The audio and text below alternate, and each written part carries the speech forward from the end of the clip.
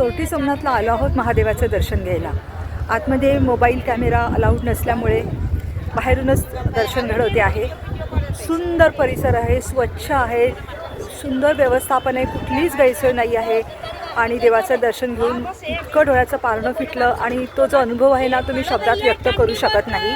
12 वाजताची आरती आम्हाला मिळाली, कुठेही घाई गडबड नाही, डोकं आपटणं नाही, चला नाही, शांतपणे दर्शन केलं आम्ही।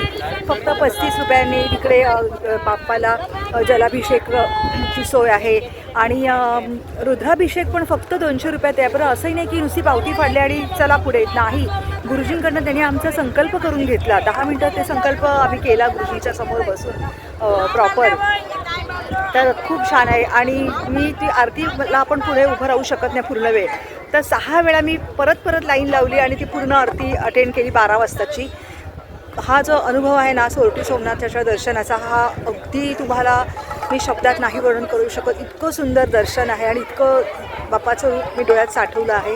जरूर तुम्ही सोरटी सोमनाथला भेट द्या आणि महादेव देवाचं दर्शन द्या। धन्यवाद।